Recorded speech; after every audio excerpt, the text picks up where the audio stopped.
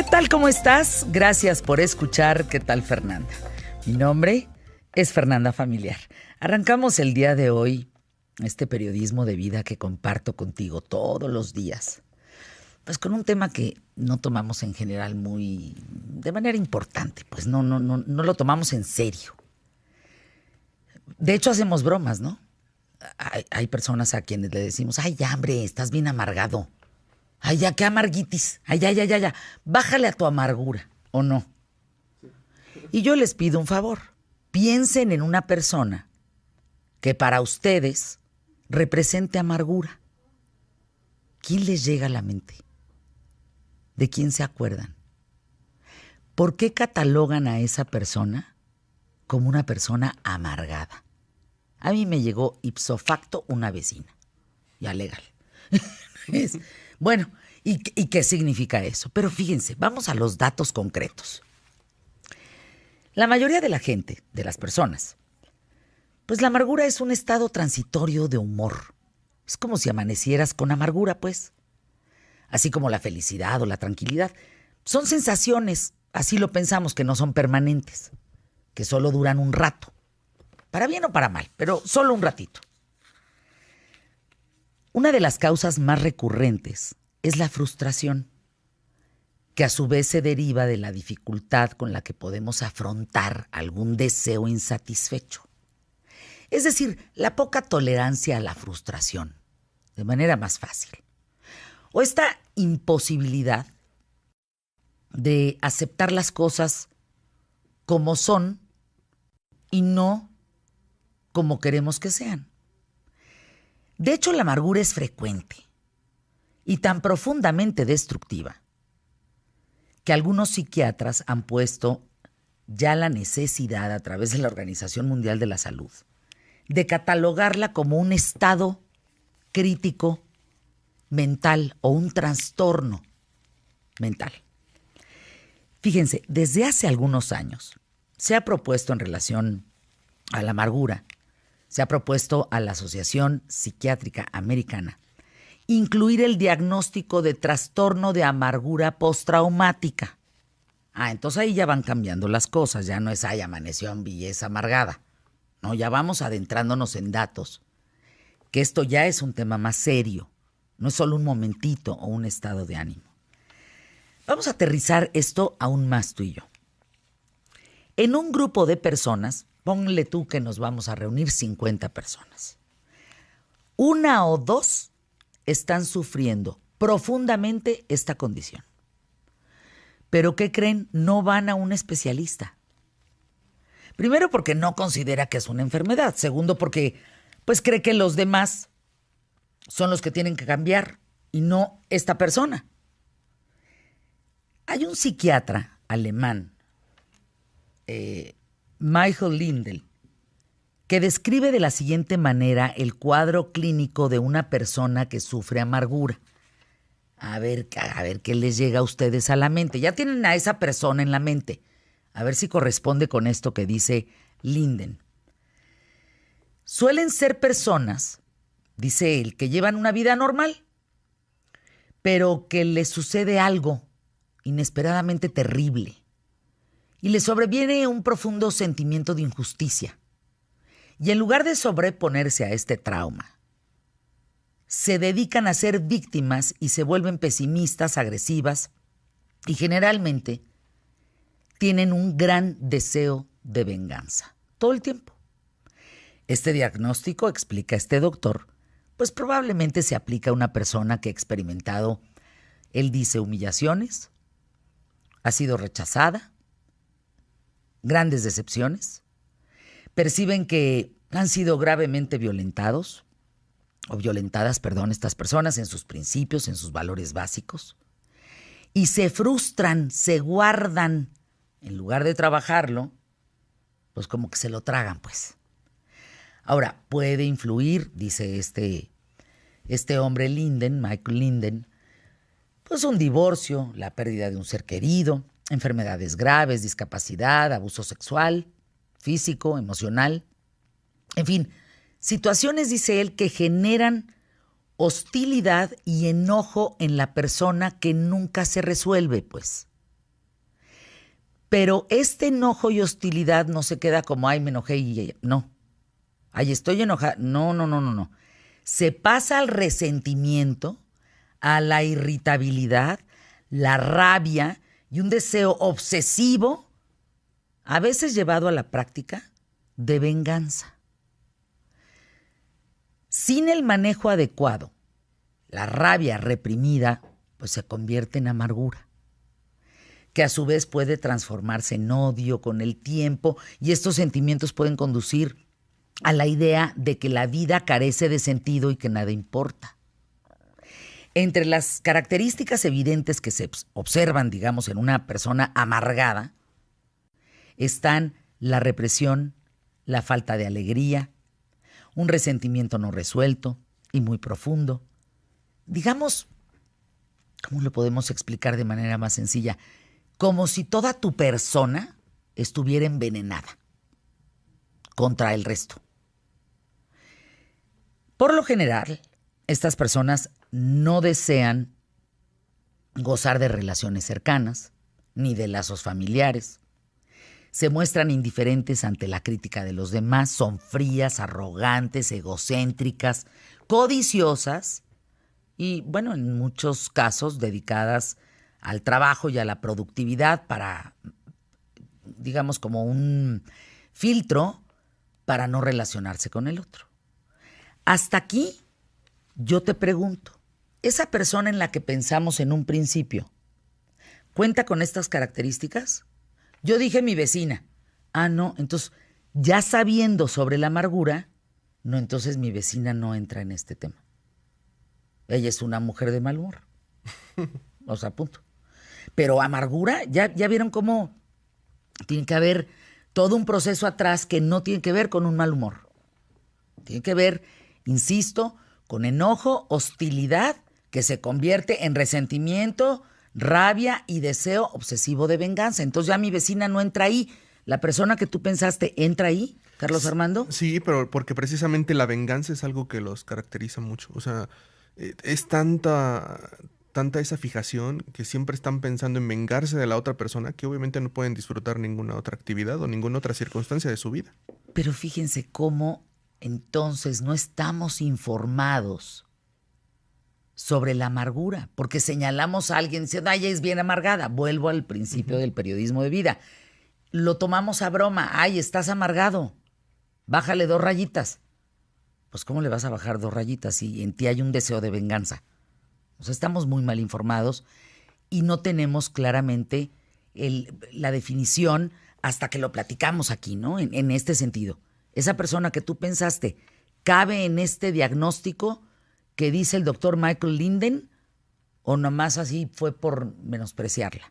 Fíjense, la patología ya es muy clara porque además excluyen actividades de ocio, dejan a las amistades, son muy rígidas personas, obstinadas, mezquinas, la palabra mezquina es bárbara, ¿no? Explotadoras de los demás, los usan. Y aunque, fíjense, la violencia, dice este doctor, que en esas personas no es una condición frecuente. Lo importante es saber que pueden llegar a ser violentas al grado de una venganza, como lo platicamos anteriormente. Para quienes se encuentran ya en este esquema de lo que sí es una persona amargada, lo que es la amargura, esto es muy complicado, porque hay mucha energía negativa, hay mucho pesimismo. Llegan a ser un lastre, una carga, porque lo que nos pasa a la gente que rodeamos a alguien bajo estas características es que salimos corriendo para el otro lado, tomamos distancia. Y bueno, hasta este momento no hay estudios publicados sobre tratamientos farmacológicos para este trastorno. Sí se puede ofrecer ayuda con un tema terapéutico, tratando de lograr un cambio, digamos, de perspectiva. Y uno de los principales cambios necesarios es justamente desarrollar la empatía, la sociabilidad y trabajar la parte agresiva, aceptar las emociones que se tienen para entonces transformarlas. Y sobre todo algo que tiene una persona con amargura es que no tiene la capacidad de contextualizar los sucesos de la vida. Entonces hay que enseñarle a eso. No son objetivos, siempre son subjetivos, siempre es en contra de ellos. Y tienen que ser y aprender a ser objetivos con las aspiraciones, perspectivas a largo plazo, cumplir, poder, pues, porque ellos sienten que están para vengarse. Ahora, pensando en los niños, ¿cómo crecemos a un niño si le decimos que él puede conseguir todo lo que desea? Eso en la vida no está bien, dice este doctor. Está bien tener tolerancia a la frustración y saber que no puedes conseguir todo en la vida, que no te puedes salir con la tuya cada que se te dé tu gana a costa de lo que sea. Entonces, fíjense, una persona mimada al extremo, que con ese primer berrinche ya uno está ahí diciéndole, no llores, yo te atiendo, ¿qué necesitas? ¿Qué quieres? ¿No? Las exigencias se vuelven mandatos, pues. Mandatos claros de que uno lo tiene que cumplir o ya valió. Y entonces, un niño crece sin poderse frustrar. Y créanme que de la frustración salen grandes personas, ¿eh? No está mal.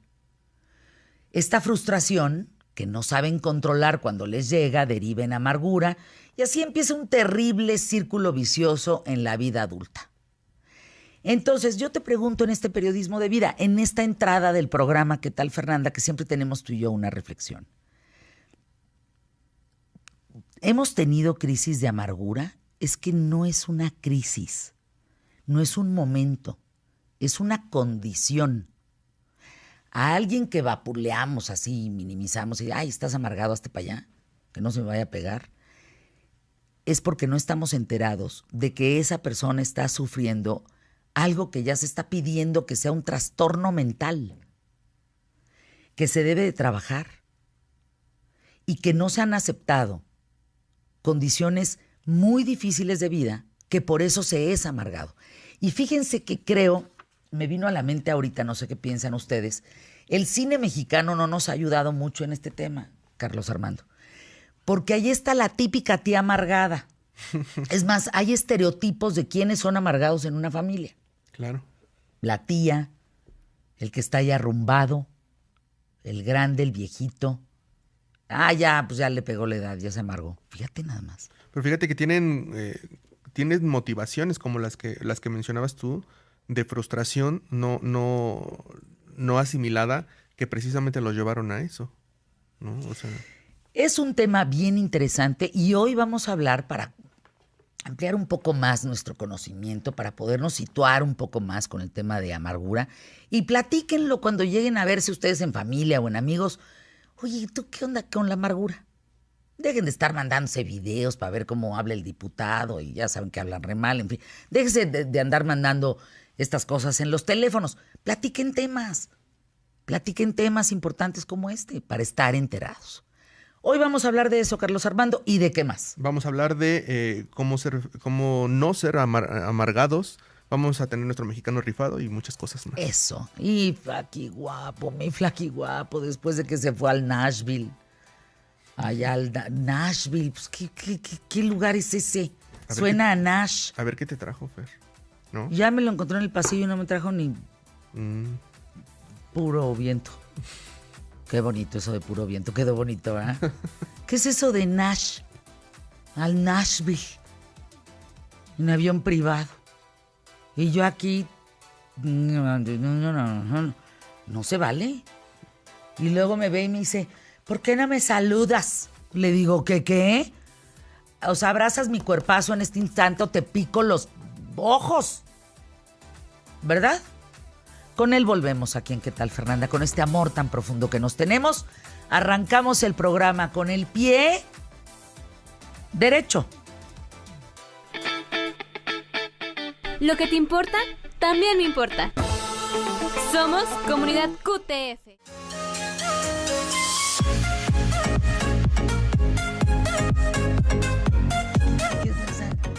a Nashville. ¿Qué es eso de Nash? No suena Nash. ¿Qué es eso? Nashville, Tennessee. Pues sí. Tú podrías... El City Music de la Cornet. ¿Me trajiste mi corneta o no? No sé, eso no es en Nashville. Pues es un instrumento. Sí, pero no. Bueno, mi pandero. Eso sí puede ser. Pero en Nashville hay más cuestiones como pianos y, por supuesto, guitarras. Y, yo por vendo supuesto, un batería. piano de cola larga. ¿Y por qué? Aquí, mira. No Atrás cabe un piano de cola larga. No, en serio, sí vendo un piano. Si había de cola caminadoras que no hubiera pianos de cola larga. Por favor. Pues, no, me iba a seguir como hilo de medias, pero me detuve. No. Bueno, ¿cómo estás? Bien, contento de verte. Llevaba mucho tiempo sin verte. Y mañana te ¿Qué vas a extrañas Cancún. de mí cuando no estás conmigo? Nuestra conversación. De hecho, mucho. ¿Sí? ¿Saben qué es lo que más extraño? Miren, sí, por supuesto que estos 8, 10, 15 minutos, pero sobre todo los 2 antes y los 2 después. Esos son maravillosos. Sí, porque ahí uno se entera de todo. Pero no crees que te extrañe tanto. Deja de decir por qué. Porque luego me llegaban historias de Instagram en donde grababan tus programas de radio y yo decía, qué enfermos, en serio. O sea, ni yo. Grababan los programas Así, de radio. y entonces escuchaba yo tu voz ahí hablando de la Guardia Nacional y decía, ya párenle al Ay, tren. qué amables, de veras. No, Bueno, yo sí. te quiero invitar a una ¿Al tren? finca. ¿Al tren? ¿Cuál tren? No sé, estábamos hablando de un tren. Ah, no, de irnos en tren a la finca. Aquí hay una pregunta hablando del tren, fíjate, Maya. ¿Quién será el dueño de todos los terrenitos que van a rodear Buena pregunta. la ruta? Buena pregunta. ¿Será Nico? ¿Quién sabe, verdad? Valdría la pena investigar. Pues es ¿Quién como- es el dueño de todos esos terrenos? Es como ¿Quién lo ha de comprado? Villahermosa. ¿Viste lo de Villahermosa? Cuéntanos. Este presidente municipal de Villahermosa que dijo, voy a cambiar la presidencia municipal. Ujú. Y la voy a pasar de donde está hoy a 14 kilómetros más lejos. Porque quiero. Porque me donaron el terreno. Ah, me donaron el terreno. Donaron el Mm. terreno. Sí, claro. ¿Cuál es el punto aquí? Pues claro, te donan el terreno, construyes la presidencia municipal, le pones servicios, le pones carretera, le pones no sé qué. Y el dueño de los terrenos que están alrededor, pingüe negocio. Pues es lo que digo, valdría la pena saber quién es el dueño de No, los pues terrenos es que al lado lo del hubieran Tren dicho Maya. antes. Que a lo mejor ya está sembrando, ¿eh? A lo mejor ya está sembrando maíz. No, A lo mejor ya está ese sembrando- no es el negocio en estos tiempos, no. No sé. Árbol frutal, Ah, bueno, o árboles frutales. Árbol o está frutal. sembrando café. árbol frutal. Mira, te doy un ejemplo claro. Muchos de estos incendios que hay hoy, Ujú. que nos tienen la humareda en este país, es pues porque hay muchos campesinos que dijeron me deja más lana el árbol frutal que cualquier otra cosa. ¿Por qué? Pues porque yo digo, aquí tengo mi terrenito, siembro árbol, me dan dinerito y todos felices. De aquí a pues, me siguen dando dinero mientras el árbol se arrima, ¿no? A buen árbol se arriman. Buen subsidio le cobija. Te invito a una finca. Finca Sala Vivé by Freixenet. ¿Cómo? Así, en Querétaro. Freixenet en Querétaro. Freixenet. Freixenet en Querétaro. Freixenet. Freixenet en Querétaro. Festival de la Paella. Ah, mira. Es un evento enogastronómico. ¿Qué es lo que más te gusta de la paella? ¿El azafrán? El arroz. ¿El El ostión? camarón, el ostión, el pollo, Ajá. ¿El la cerdo? salchicha. Ajá. No, el arroz. Eh, Tú, pues el arroz, por supuesto, bien sazonado. los primeros 5 mensajes que lleguen al número de WhatsApp, que es 442-383-1600, 442-383-1600, mandan un mensaje y se llevan oportunidades para ir a este gran evento. Sala Vivé by Freixenet. Freixenet. Te espera. Ajijo. Pero antes de irme, No, pues espérate. Oye, pues si estás llegando. pues ya llegué vieja, ya me voy vieja. Dinos. La tiene complicada ya ni siquiera Huawei, también Apple, ¿eh? Lo platicábamos ayer con Pontón. Sí, la tiene complicada. Y fíjate que nos explicaba algo interesante, que va a haber un punto en donde no va a ser obsoleto el sistema. Entonces, ¿cómo le va a hacer la marca china para así, rapidito, meter velocidad para No, poderlo actualizar? no te digo una cosa. Creo que al contrario, Huawei la tiene facilísima. Y te voy a decir por qué. Hoy, Huawei ya tiene... Fíjense, puede ser que Google le haya hecho un favor. Huawei ya tiene lista su tienda de aplicaciones y su sistema operativo. Ujú. Solo que también ya tiene el 2 o 3% del mercado. ¿Qué haces? Yo, Huawei, tráeme tu teléfono a que te ponga mi sistema operativo y te voy a dar una bonificación de 500,000 pesos. Algo así. Entonces, automáticamente la gente que tiene un Huawei va a decir, a ver, ¿y vas a hacer lo mismo? Sí, claro, tienes cámara y tienes internet y tienes WhatsApp. Pues con eso tengo. Y te lo doy. Tengo ya el 2%, 3% del mercado. Pero además, como gobierno chino, nomás por molestar al gobierno americano, subsidio, y en lugar de que un Huawei que hoy te vale 20,000 pesos, que te cueste 15. Entonces terminas por aumentar tu base de mercado, diferenciarte de los demás, diferenciarte de Samsung y de todas las otras marcas, y ponerte en una posición de privilegio que no te pueden detener las otras competidoras. ¿Cuál es el problema? Por eso dije Apple. Apple ya no puede hacer eso. Exacto. Apple necesita al mercado chino para poder subsistir. Si el gobierno chino le interpone cualquier tipo de restricción, adiós. Es uno de los grandes problemas que tiene. Ahora, ¿qué van a decir todo mundo? Pues que Huawei te espía. ¿No? Y van a decir, pues es que tengan cuidado porque el sistema operativo de Huawei puede tener datos para que a través del reconocimiento facial ya sepan quién eres, qué comes, cómo te duermes, qué consumes, etcétera, etcétera, etcétera. El gobierno chino. Y Pues eso va a pasar en México. Inspirados en el gobierno chino. No, pues ya todo el mundo hace eso. Por eso, pero aquí solamente, digo, lo que tristemente a futuro con una compañía en manos del gobierno que maneje internet. Pero no va a pasar eso, no van a llegar a eso, no hay dinero para medicinas, va a haber dinero para internet. Ay, pero hay dinero para el béisbol, ¿qué te pasa? Y para 2 estadios y para una licenciatura. No Pues, va a ¿cómo ser, chingado? no va a pasar, ¿Sí hay, no va a pasar. 500 millones para el béisbol. No van a llegar. Más licenciatura, más 1,500 para 2 estadios. No van a llegar. A Es ver, una canallada. A ver, una cosa es decirlo y otra cosa es que lleguen. No van a llegar y voy a explicar por qué. Por una razón muy sencilla. ¿Cómo tienes a una población contenta? Olvídate del béisbol porque eso es una ocurrencia. Con los dineros de las becas. Tú tienes que llenar de dineros de becas a toda la gente de aquí al 2021.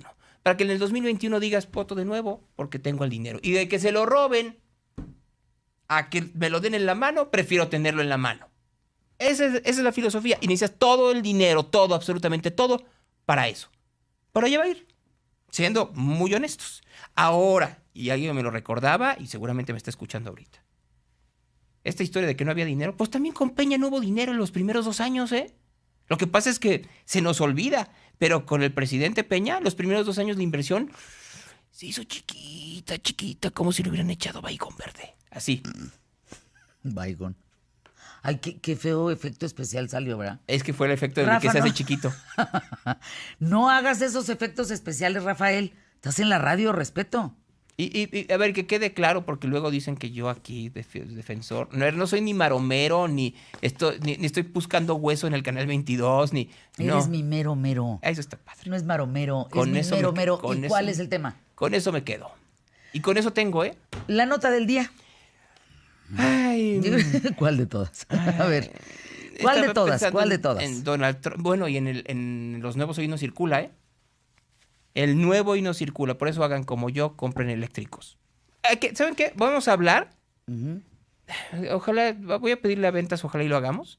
¿Cómo nos vamos de aquí a San Luis Potosí en un coche eléctrico? Y transmitimos desde San Luis Potosí. Me gusta.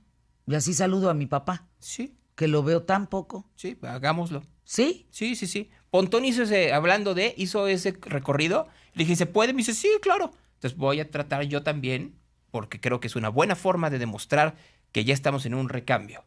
Y no es en contra de Dos Bocas ni nada por el estilo, para que luego también ahora van a decir que soy maromero del otro lado. Mi mero mero. Que te vaya ¿Van a muy bien, nombrar o ya a Ricardo Peralta? A ver, ¿cómo? A ver. Vamos ahora resulta que en Gobernación... Miren, hay una caricatura que mandé que es preciosa. Preciosa. Es un barco así grandotote que dice 4T, 4T. Y entonces está encallado, digamos, ahí subido en la arena, pues. Y del barcote está brincando Germán. Y dice, el primero. Y yo digo, atrás de él viene una desbandada que no la vamos a acabar. Bueno, no se la van a acabar. No la vamos a acabar. Atrás de Germán vienen otros. Pausa, volvemos. Flaqui guapo, tengo hambre. ¿No quieres ir a comer mondongo? ¿A dónde está el mondongo? Pues en Veracruz estoy viendo aquí una foto del presidente con Cuitlago García que estaban comiendo mondongo. Gran nota. Ay, sí, qué importante, ¿verdad? Oye, a propósito, a ver, y rápido, ¿me das 2 minutos? Claro. ¿Cómo me hizo reír ayer Víctor Trujillo? Lo amo. O sea, porque pues sí, No, en este bros, pleito lo amo. con los reporteros de la mañanera, en donde los reporteros de la mañanera dicen, tenemos las pruebas de por qué está tan amargado, y sacan la historia creada por Víctor Trujillo de la creación de Broso, de que nació en un reclusorio, como si fuera real. Pues sí, Broso está siendo mucho más real que muchos de esos reporteros de la mañanera. Además, ¿sí leíste mi tuit? Lo voy a leer, por favor. Contestándole a los reporteros, ¿no? Uh-huh. ¿Reporteros? Broso, no saben ni cómo se llama el mañanero, porque ellos dicen... La mañanera. Cuando terminó la mañanera 3 veces. Entonces, sugiero que el programa de este trío de inútiles se llame El Mamadero. Por muchos motivos. Por la mañanera, por la cobertura. Es que está re bueno el nombre. Y alégale. Dile a Víctor Trujillo, mi pelos verdes, que nos tenemos. ¿Qué es esto? No, a ver. Trío de inútiles, no sirven para nada. ¿Cómo no? Bueno. Claro que sirven. Pues sí, le sirven a otros, no a México. ¿Qué más? Buen día. El mamadero está buenísimo. Hay que poner... #QTF.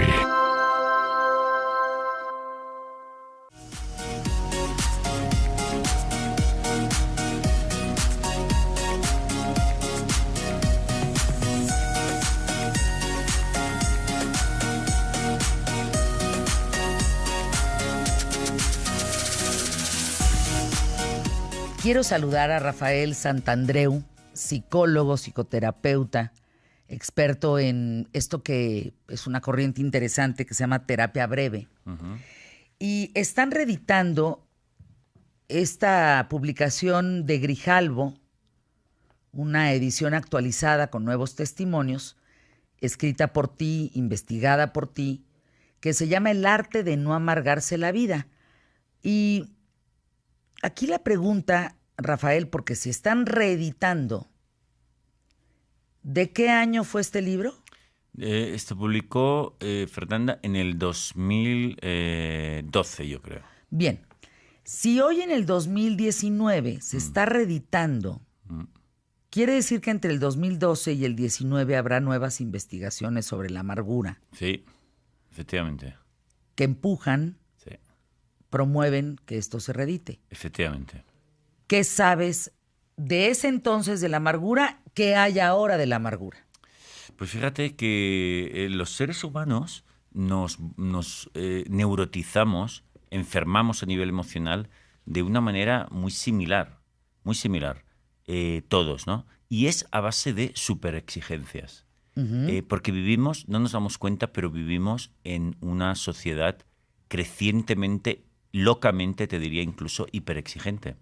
Mira, si tú haces el ejercicio de comparar las superexigencias del hombre y la mujer de hoy con la de nuestros abuelos, que no hace tanto tiempo, hace 70, 60 años, verás que hay una diferencia brutal. Tú hoy en día, para ser una persona mínimamente decente, tienes que estar delgado, tener estudios, un gran trabajo, una casa bonita, tú mismo ser bastante elegante. Para ser decente. Mínimamente, ¿sabes? Tener muchos amigos, estar al día, haber viajado, tener grandes vacaciones, pasarla muy bien. Y si no, eres un fracaso total. Antes ser decente era tener palabra. Exactamente. Y bueno, y tener para Honorable, comer y ¿no? llamar a la gente que tienes cerca y ser generoso, punto. Entonces, claro, no nos damos cuenta, pero vivimos en un nivel de autoexigencia, de estrés, de autoculpabilidad, que muchas veces se traslada a los demás. También les pedimos demasiado a los demás. Entonces la gente peta, nos volvemos neuróticos, aparecen los trastornos. Fíjate que en la actualidad 3 de cada 10 personas en los países occidentales están muy mal a nivel emocional. O tienen depresión o tienen ansiedad. En los orientales, ¿no? Bueno, los países del tercer mundo no. Curiosamente allí... Orientales. Sí, también. Digamos mejor los países industrializados, ¿no? Y los países del tercer mundo son los únicos que no tienen este síndrome de enfermedad emocional. Tienen otros problemas, pero sin embargo no tienen depresión y no tienen ansiedad. Esto es una paradoja que se da entre la abundancia. Bueno, por un lado es buena, por supuesto, pero por otro lado produce neurosis. O lo está produciendo en nosotros. ¿Por qué? Porque al mismo tiempo produce una hiperexigencia, una desviación de los valores adecuados en el ser humano y provoca enfermedad emocional. O sea, ¿las prioridades son otras? Claro, sí, efectivamente. Fíjate que yo creo, y con mi trabajo lo he visto mucho, que la prioridad de nuestra vida debería ser feliz, intentar hacer felices a los demás, hacer cosas buenas y punto. En cambio, tenemos muchas otras prioridades. Tenemos lo que te decía antes, tener éxito, aparentar que tenemos una gran vida y, ¿sabes? Y entonces esto es este mal sistema de valores que no corresponde a la serenidad y a la armonía en el ser humano es lo que hace que la gente esté mal. Ahora, hay una diferencia entre depresión, amargura. ¿Cuál dirías? ¿Cómo podemos entender? Porque ya están pidiendo que la Organización Mundial de la Salud lo nombre como un trastorno mental. Sí. Bueno, en realidad yo te diría que son los diferentes grados de la misma enfermedad, ¿no? Es decir, tú cuando te exiges mucho a ti mismo, como te decía, ¿no? Nos decimos, debo hacerlo todo bien o muy bien, o de lo contrario soy un gusano, ¿no? Vale, cuando te empiezas a decir eso, que nos lo decimos, bueno, empieza la ansiedad, empieza el estrés. Cuando ya eso supera muchos niveles, empieza la depresión, ¿no? Porque estás ya confundido en el mundo, ¿no? Entonces, en realidad son diferentes grados de la misma enfermedad, ¿no? Que es, fíjate que yo acuñé el término, que sale mucho en este libro, de terribilitis.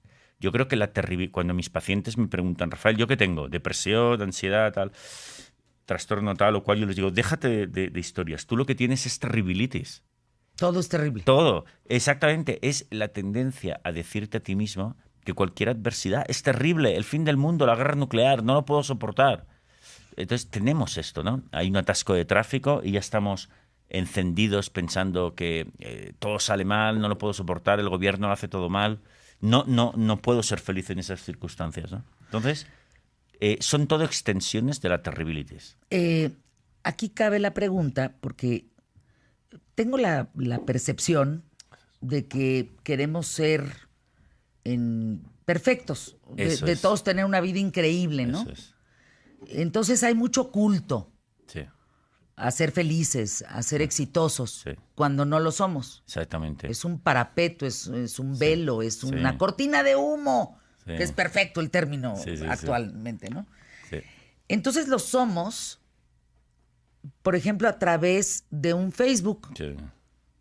Yo conozco gente, Rafael, Sí. que no se habla con su marido, Sí. no duermen juntos. Sí. Y en Facebook Claro, sube fotografías diciendo que lo ama. claro. Sí, es así. ¿Qué te genera eso psicológicamente? Porque tú te estás provocando no Claro, ver esa realidad claro. y pensar que es otra Sí, frente sí. a los demás. Sí. ¿Qué genera eso? Claro, esto es una muestra más de esta hiperexigencia que te decía, ¿no? En realidad, tenemos esta presión de que todo funcione perfectamente. Y fíjate que el perfeccionismo es la madre de la enfermedad emocional también, porque no nos damos cuenta que el universo, el mundo, es imperfecto. Y siempre lo será. No es ni perfecto ni perfecto, es como es. Y pensar que las cosas deberían ser de otra manera, y si no, es horroroso, el fin del mundo, la guerra nuclear, es lo que provoca neurosis, ¿no? Por ejemplo, la gente está muy cabreada, muy enfadada todo el tiempo, ¿no? Porque las cosas no salen como deberían salir, ¿no? Bueno, pero es que nunca será así, porque ¿quién te ha dicho que ha de ser así? Además, fíjate, te digo más, si fuese así sería insoportable, porque viviríamos en un mundo maquinal, y eso sería insoportable para el ser humano, ¿no? Entonces, claro que las cosas no salen como tú tenías previsto. ¿Y qué? Eso no quita que que tengas 1000 oportunidades de disfrutar, de hacer cosas hermosas, con lo que hay, ¿sabes? Por ejemplo, te deja tu marido, esta noche. Bueno, pues mañana eres soltero, pero ten cintura para darte cuenta que en esa situación tú puedes hacer cosas maravillosas por ti misma, para empezar, y por los demás. Deja de lamentarte. Las quejas son la madre de la enfermedad emocional. Pero a ver, ¿es cultural ser negativo? ¿Es cultural Sí. pensar feo? ¿Es cultural la terribilitis Sí. esta que estás diciendo? ¿Es cultural ser pesimista? Sí, sí, absolutamente. Pues hay países que representan Claro. más esto que otros. Absolutamente. Pues América, bueno, Latinoamérica estamos bien contentos. Sí. Somos muy optimistas, ¿no? Sí, sí, sí. Sí, sí, hay un sustrato cultural. Y es muy fácil demostrarlo eso, ¿sabes? Porque nosotros vivimos... Mira, yo cuando empecé a estudiar psicología, hace más de 25 años, hace 30 años, yo recuerdo que en primero de carrera perfectamente, un profesor dijo lo siguiente. En la actualidad hay un gran síndrome de enfermedad emocional porque el índice de depresión y ansiedad ya es de un 10%, 1 de cada 10 personas. Y pues, fíjate, ahora es 3 de cada 10. Y sigue subiendo. Hace 25 años. Sí. Se ha multiplicado por 3, pero cuidado, que sigue subiendo. Seguimos. Entonces, claro, es algo que hacemos mal socialmente, ¿sabes? Porque es un síndrome, ¿no? Es como un virus. Algo pasa en el ambiente que nos convierte en esto. Pero está ubicado en determinadas zonas geográficas. Sí. Cuantas más industrializadas, peor. Fíjate, te diré algo. Este verano pasado estuve en Dinamarca, pasando unas vacaciones. Dinamarca es un país, bueno, es como el paraíso, ¿eh? Funciona todo perfectamente bien, ¿no? Es limpio, ordenado, la gente hasta es guapa, hombres y mujeres son los más guapos que he visto en mi vida, ¿no? Van en bicicleta, vale, fenomenal. El nivel de vida es altísimo, pero el índice de suicidios y de depresión es uno de los más altos del mundo. Y dirás, bueno, ¿cómo es posible eso? No puede ser. Esto, algo O no. Suecia, ¿no? Sí, exacto. Suecia, Noruega, Finlandia, todos esos países están a la cabeza de suicidios. Y dirás, ¿por qué es? Bueno, porque al mismo tiempo, porque tienen lo que yo llamo la maldición de la abundancia. Mucho cuidado con esto. ¿Qué es la maldición de la abundancia? Por un lado, tener muchas oportunidades está muy bien. Te permite estudiar en otro sitio, dedicarte a lo que tú quieras, etcétera. Vale, de acuerdo, pero el problema está en que el hombre tiene un fallo de fábrica que transforma con mucha facilidad deseos legítimos en obligaciones absolutas, necesidades absolutas. Por ejemplo, yo digo, me gustaría ser actor de Hollywood.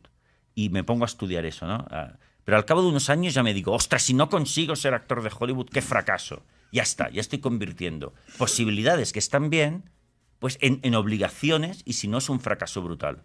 Entonces, cuanto más rica es una sociedad, más oportunidades tienes, es verdad, pero más obligaciones se crea a la gente, porque comete este error.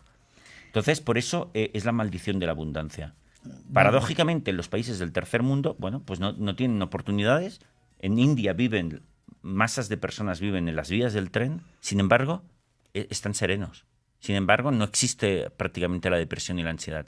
Entonces, ¿cuál es la solución? Claro, lo ideal sería optar a todas estas oportunidades, pero educación en valores. Ahí es lo que necesitas. Es como el freno y el volante de ese Ferrari.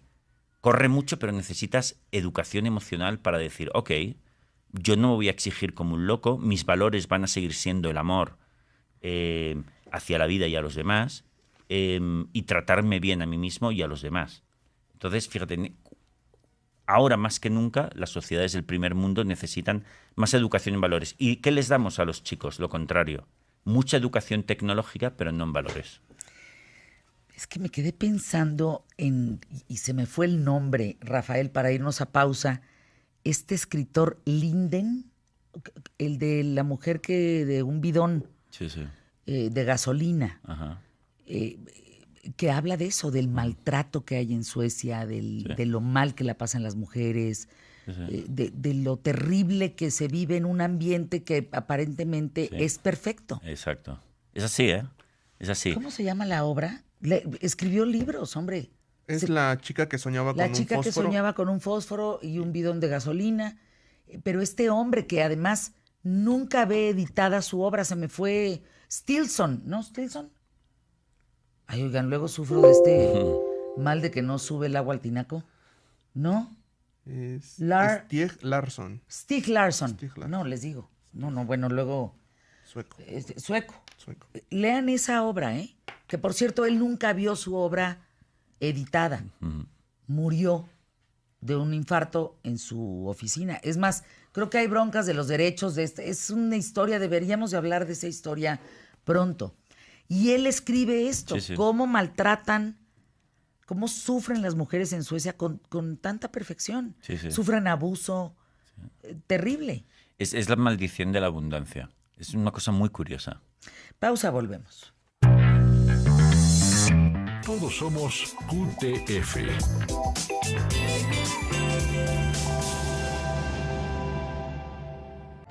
Regresamos.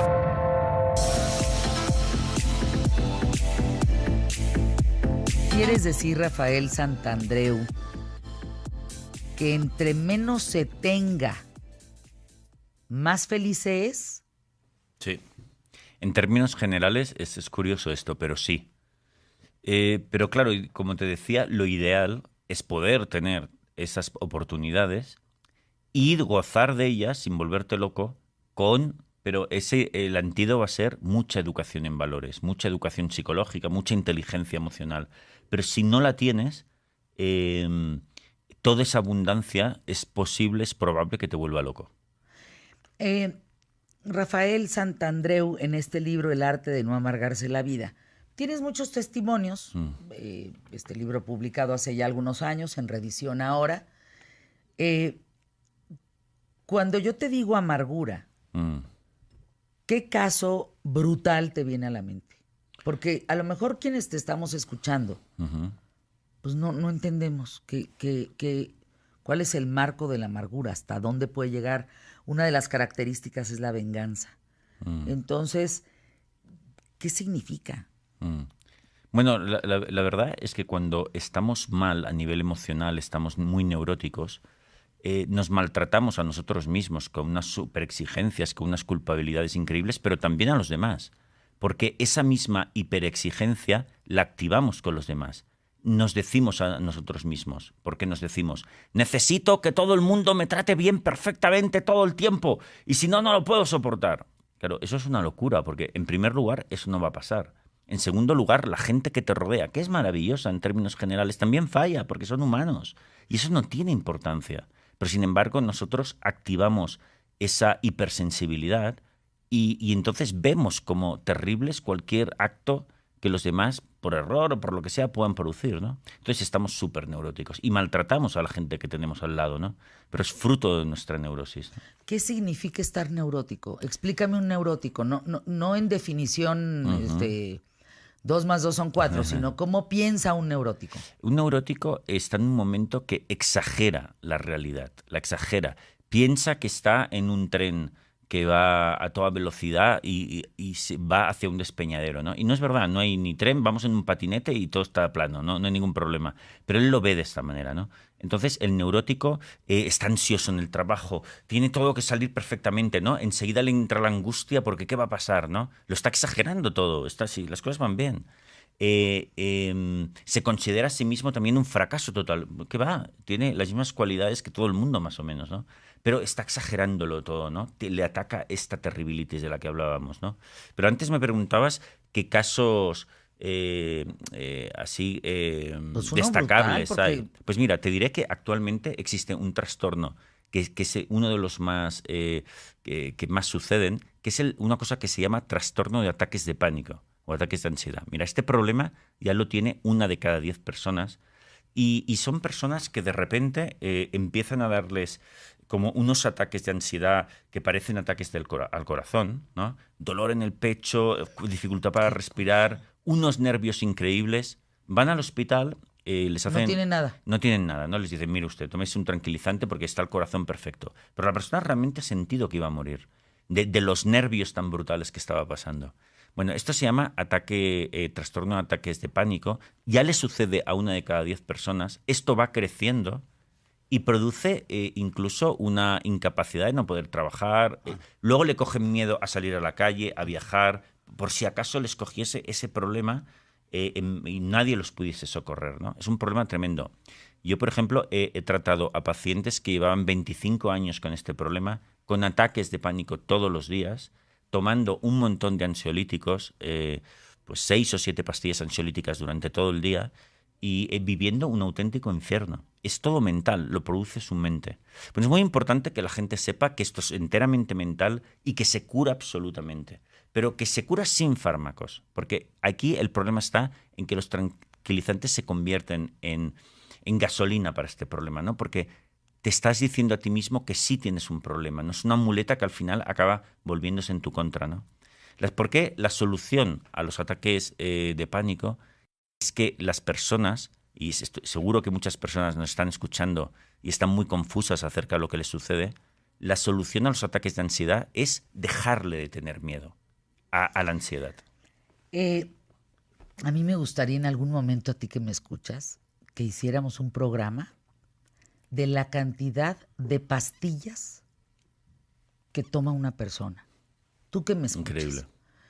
¿Cuántas pastillas? Por ejemplo, pues que súmale la del nopal con la del ansiolítico, con la de para despertarme, para dormirme, para comer, para no comer. Fíjate que los centros de adicciones en México, no sé cómo está en España el tema, Rafael, pero aquí en México ya están siendo ocupados por mujeres, edad adulta, Eso es. que llegan a tomarse, les gusta 30, 40 pastillas al día. Eso es. Tengo un amigo, y esto, cuando me lo contó, dije, no, es que sí, claro, si no, de otra manera no te das cuenta. Él iba a hacer el Camino de Santiago, lo cual representaba salir de México a un viaje de 30 días. Sí, ¿Estamos? Para lo cual empacó sus calzones, pero tenía que empacar sus pastillas. ¿Estamos? Cuando se dio cuenta que eran 30 pastillas al día por 30, claro, dijo, yo llevo una carga de narcomenudeo, básicamente, que si me detienen no me lo van a creer. Increíble. ¿Cómo es posible que yo me tome todo esto? Sí. No se dio cuenta de cuánto hasta que empacó. Claro. Eran más de 900, bueno, 3 por 3. Claro, pues claro. alégale cuántas pastillas. Claro. Estás hablando de más de 900, ¿no? Sí, sí. Empaca 900 pastillas. Ya te cambia la perspectiva, ¿no? Sí, es de locos. Sí, en realidad fíjate que los psicofármacos Es un tema ese. ya son los segundos fármacos más vendidos en todo el mundo. Psicofármacos, ansiolíticos, antidepresivos, pastillas para dormir, son los segundos fármacos más vendidos solo por encima de los analgésicos, ¿no? Que es normal que la gente tome analgésicos, pero que tomen pastillas para soportarse a sí mismos todo el día, todos los días, es una barbaridad, ¿no? Y el problema es que son adictivos. Ese es el gran problema que tenemos, ese ¿no? es el tema. Yo he llegado a conocer casos, Fernanda, de personas que tomaban, por ejemplo, 30 ansiolíticos al día. Conocí el caso de una persona que se los hacía con jugos en el mini pimer, ¿sabes? En la... Sí, en la madrola esa que revuelve las cosas. Exactamente, porque claro, para tomárselas de golpe... Sí. ¿Cómo se llama? Extractor o... No, hombre. Es una marca. En fin, es correcto. Se los hacía con el plátano, con el jugo y tal, para poder ser... Porque claro, había ido tomando cada vez más, el cuerpo iba ganando tolerancia, pero mayor adicción. Entonces cada vez tenía que tomar más y más sustancia, ¿no? Y esta señora acabó en un centro de rehabilitación que, como bien tú dices, en España también...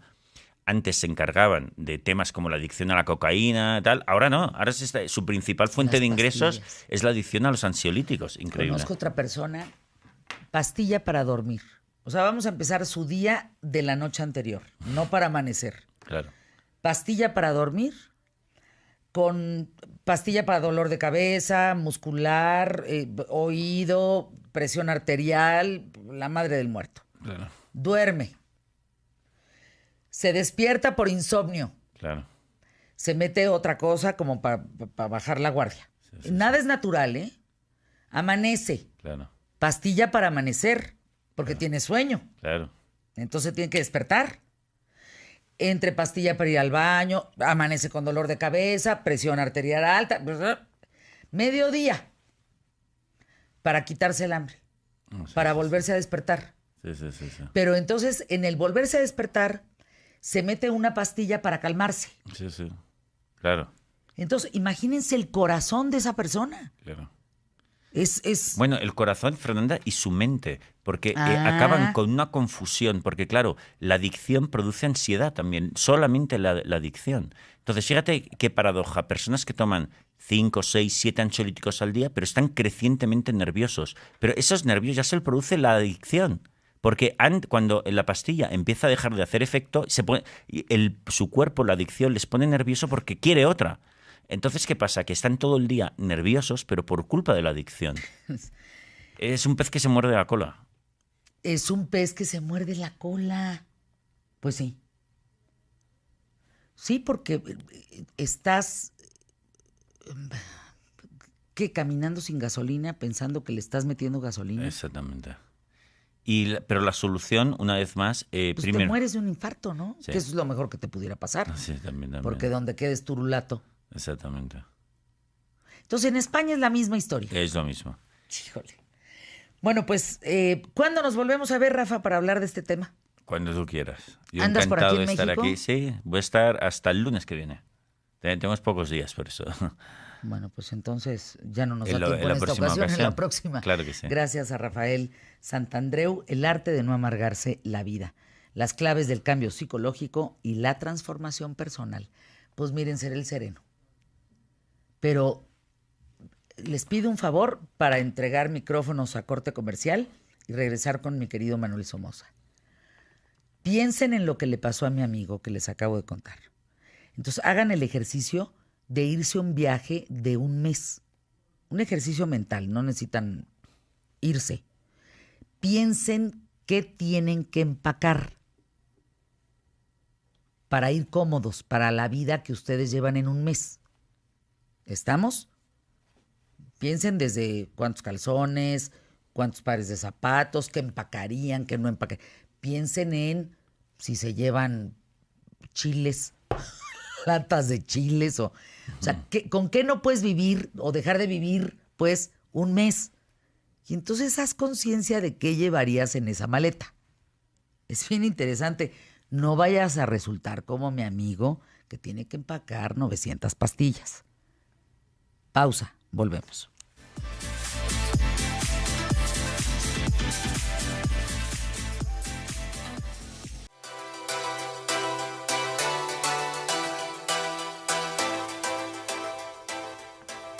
Ah, caray. No. Emilio Valles Video trae unos temas aquí al programa. ¿Qué tal, Fernanda? Como de Ripley, como para el museo. O esos milagritos que quién sabe cómo pasan. O casos extraños, ¿no? Son casos raros, sí, pero son casos extraordinarios, la verdad. El caso de hoy, te lo juro que me hizo hasta llorar. Cuando lo empecé a leer y cuando empecé a investigar acerca de lo que había alrededor de él, de este evento, te lo juro que sí me salieron unas lagrimitas porque pues es un asunto en el que quizá te puedo decir que yo tenía una situación similar. ¿Cómo? A ver, Fíjate, ¿qué te conmueve tanto ¿qué me conmueve tanto de este caso que vas a que presentar? haya logrado ser papá? Después de una serie de situaciones muy complicadas. ¿A ti te costó trabajo A ser mí me papá? costó mucho trabajo ser papá, sí. ¿Te 10 conectaste años. con eso, con el 10 caso? años de intentos fallidos para ser papá. 10 años, literal, ¿eh? O sea, algún día te contaré la historia, pero 10 años intensos de no puede, hasta que un día de desahucio, de no, usted y su pareja son uno en un cuatrillón que son incompatibles. Eso nos dijo el doctor. genetista. Pero bueno, esa es otra historia. La Pero historia te de hoy. enganchas con esto. Pero te enganchas con este esto. papá. Con este papá. A ver, ¿cuál es tu historia? Resulta que este hombre, que se llama Baruch Posniansky, tenía 23 años de edad. Estaba estudiando ecología en una universidad en Israel, en Haifa. Y un día se levanta y se da cuenta que tiene una herida en la boca. Y entonces le empieza a sangrar esa herida y no para de sangrar. Resulta que se va al médico y le diagnostican cáncer. Entonces iba a venir un tratamiento sumamente intenso de quimioterapias y muchas cosas que tendría que de alguna manera enfrentar Baruch. Y Baruch decide congelar unos espermas. Porque su intención era precisamente ser papá. Y lo que él pensaba es que como la quimioterapia prácticamente le iba a afectar el desempeño de sus espermatozoides, entonces congela unos espermatozoides antes de someterse a estas quimioterapias, pero además pierde la lengua, ya no podía hablar, ya empieza a perder parte de la boca, etcétera, etcétera. Entonces empieza a tener un proceso sumamente fuerte y antes de morir le dice a sus papás: mi último deseo es llegar a ser papá. Entonces los papás se enfrentan a la situación que muere el hijo y se enfrentan a una situación de conseguirle una esposa, una mamá para su nieto. Entonces Julia y Vlad empiezan a trabajar y a hacer una investigación. Resulta que Baruch... Julia y Vlad son los papás de este... Ajá, Julia y Vlad, sí. Resulta que Baruch deja una cosa que se llama testamento biológico. Solamente hay un país en el mundo que tiene este testamento, que autoriza este testamento biológico, que es Italia, que lo aprobó en 2017, pero que de alguna manera este testamento biológico lo que dice es que puede, que convierte en vinculantes y que sus progenitores pueden nacer a través de esta cuestión de inseminación in vitro.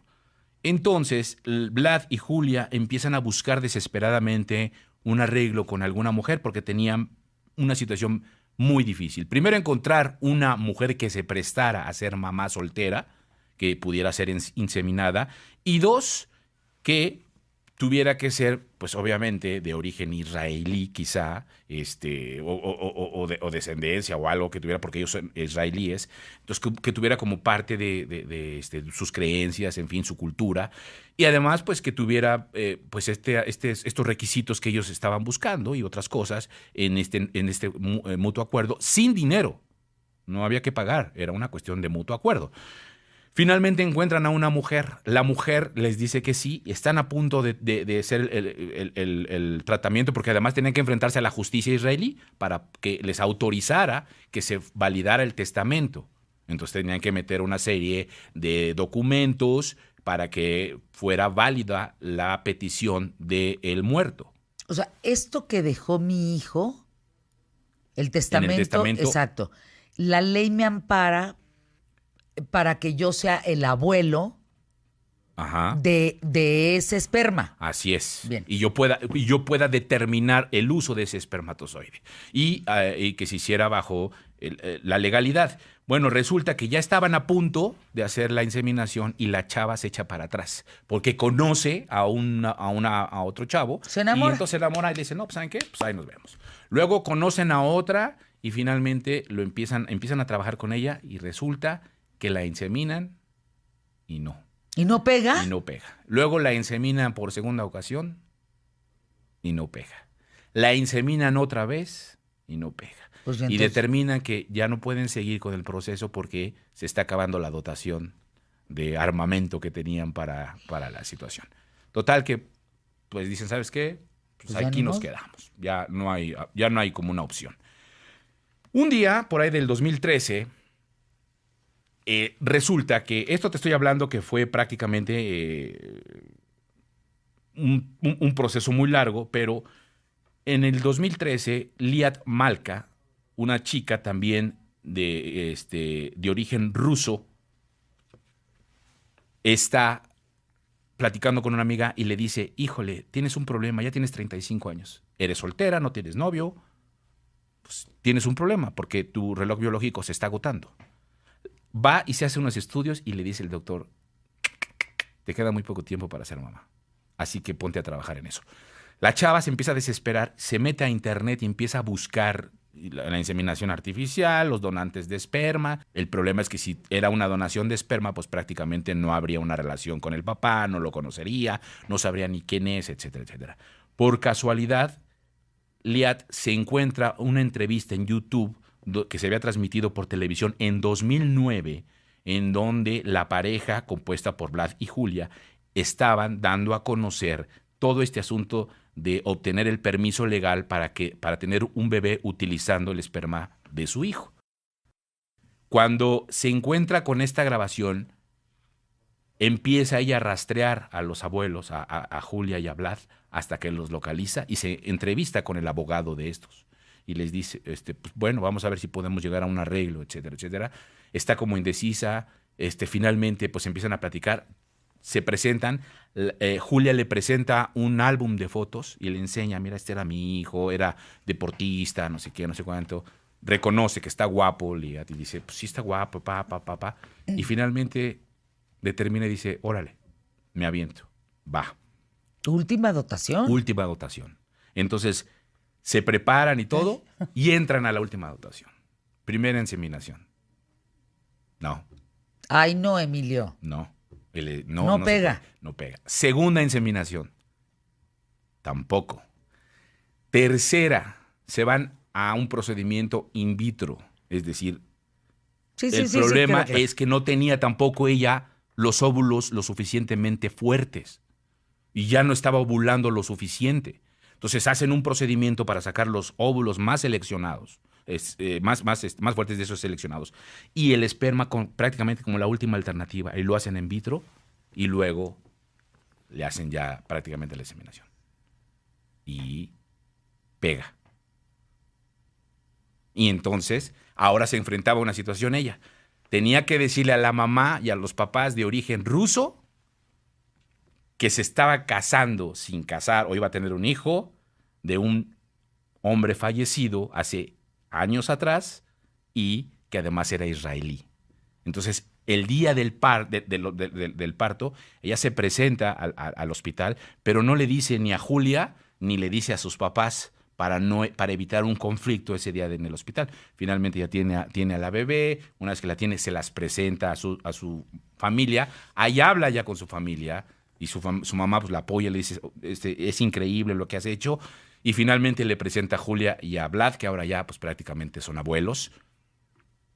Y entonces ya Liat le presenta pues, a toda la familia, a Shira se llama la niña.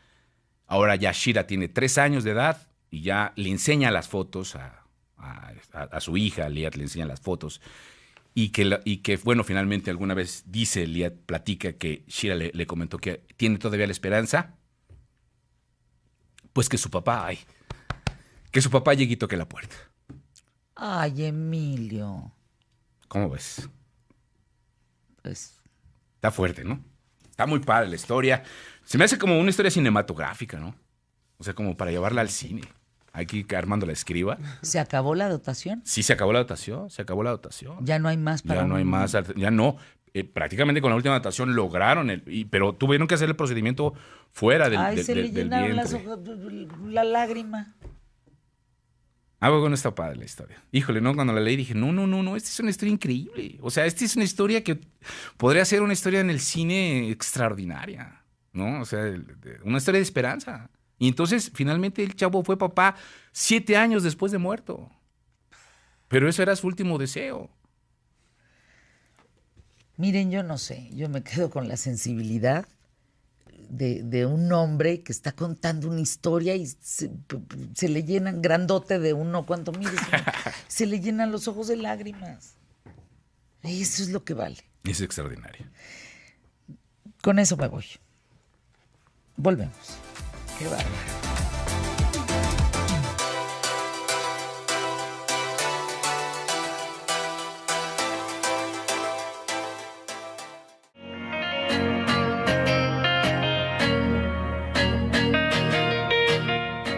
Yo hoy le pedí a mi querido Carlos Armando Rodríguez ser nuestro mexicano rifado, porque entiendo que hay una gran labor de parte de ¿Qué tal, Fernanda?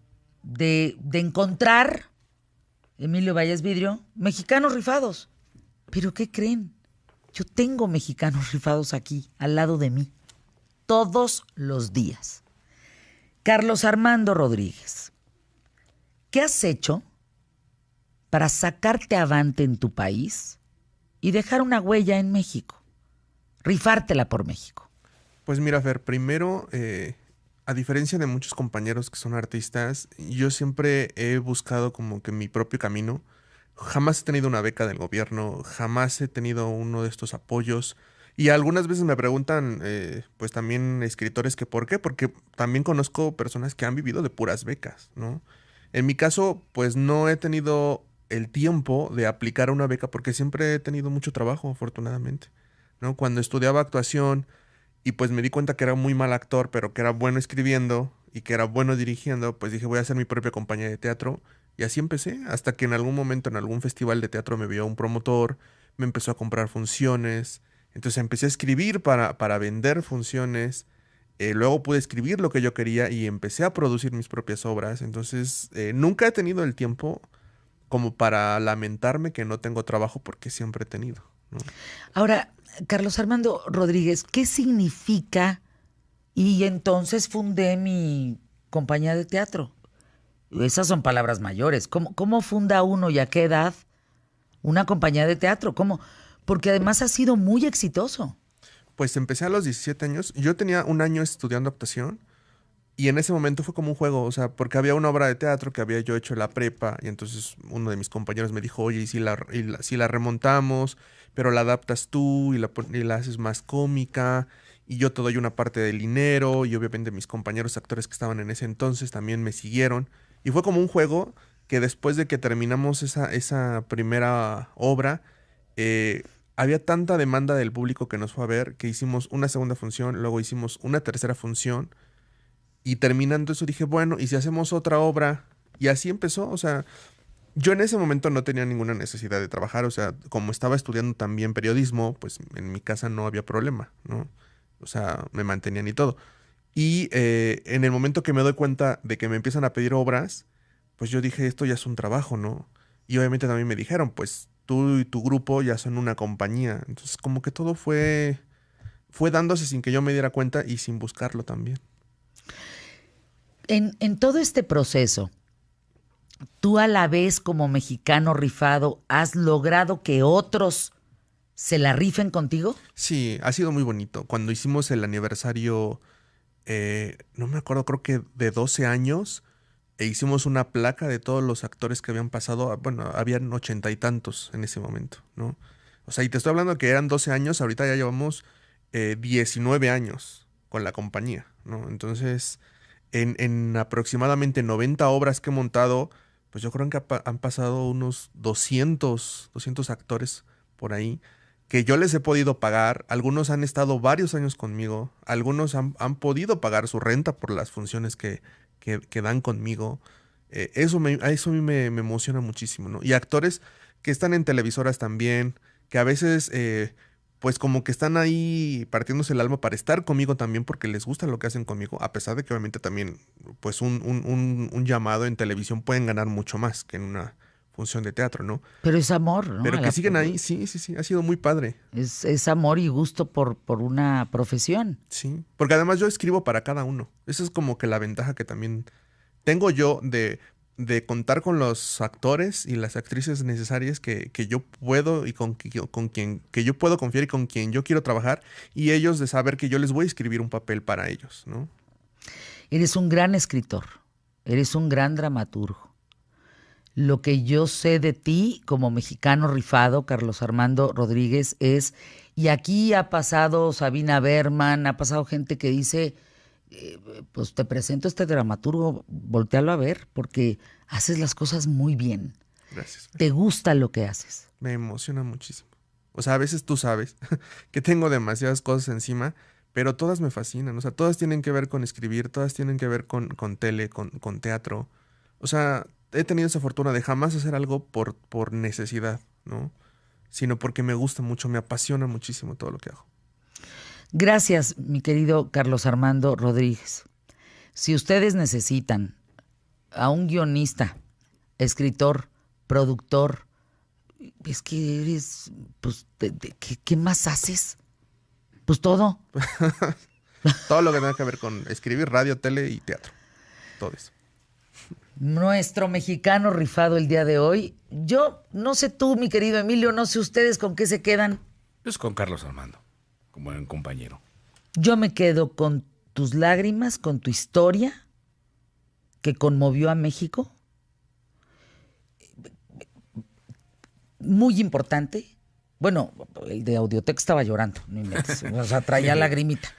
Y me quedo contigo, Carlos Armando, porque a mí como persona me deja, como mujer, qué bendición tener hombres tan sensibles a mi lado. Juntos nos tenemos. Gracias a los dos. Con ustedes me quedo. Hasta mañana en punto de la hora desde Cancún. ¡Ah, qué bonito! Allá nos escuchamos.